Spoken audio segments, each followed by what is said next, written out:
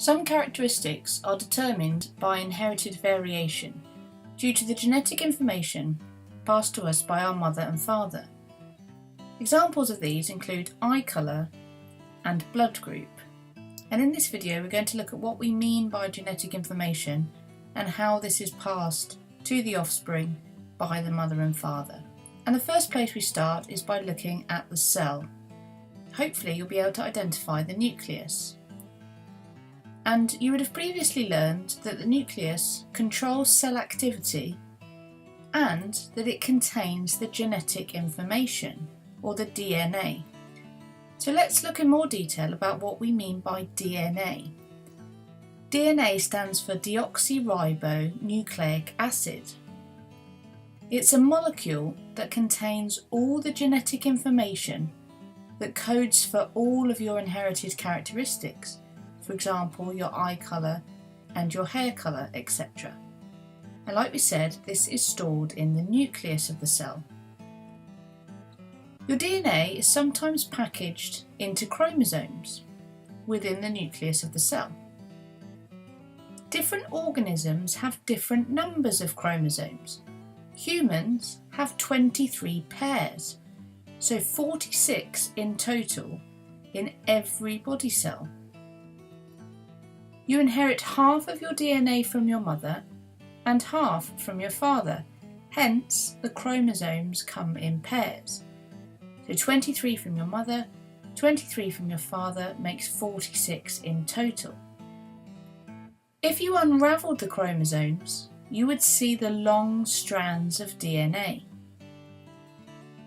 A polymer is the name given to long molecules. So we can describe DNA as being a polymer. And you might see that word polymer in other topics that you learn about. It just means a very long molecule. The DNA polymer is in the shape of a double helix, and you can see that shape here. This shape here is what we describe as being a double helix with two strands wound around each other. A specific length of DNA is called a gene. Genes contain the DNA that code for a particular characteristic. For example, if we had our double helix here unravelled from the chromosome, a particular length of that might code for eye colour, for example. And another particular length, another gene, might code for hair colour. In fact, for most characteristics, it's not quite as simple as that, because there might be several genes that code for eye colour and several genes that code for hair colour that all interact to determine what your two characteristics are going to be. But don't forget, you get half of your DNA from your mother and half from your father. So you're getting half of your genes from your mother and half from your father. So your mother will give you a set of genes for eye colour and your father will give you a set of genes for eye colour, and how those two sets of genes from your mother and father interact will determine what your eye colour will be. And the same for hair colour. Your mother will give you a set of genes for hair colour, so will your father, and how those genes interact will determine your hair colour. So let's look at how you inherit these genes from your mother and father. After sexual intercourse, the sperm will race to meet an egg. Sperm and egg cells are called sex cells. They have half the number of chromosomes as body cells. They have just 23 chromosomes, not 23 pairs.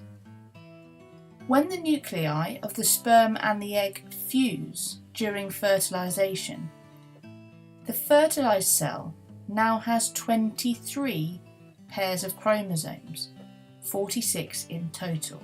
So if the sperm manages to penetrate the egg, the sperm is carrying 23 chromosomes, and there are 23 chromosomes in the egg, so now in the fertilised cell there are 46 chromosomes altogether. And that cell will then divide again and again and again, hence all of the cells within the baby will have 46 chromosomes, half from the mother and half from the father, all carrying those genes which will determine the characteristics of the baby. The fact that you receive half of your DNA from your mother and half from your father means you are not identical to your mother or father. The genes you receive from your mother and father interact to determine your characteristics. Hi guys, if you enjoyed that last video, then please click on the screen to subscribe. You can also find all my videos in one place at gcserevisionmonkey.com. If you're a teacher, check out the Key Stage 3 package at sciencesurgery.com. It contains all of the Revision Monkey videos as well as loads more Key Stage 3 resources.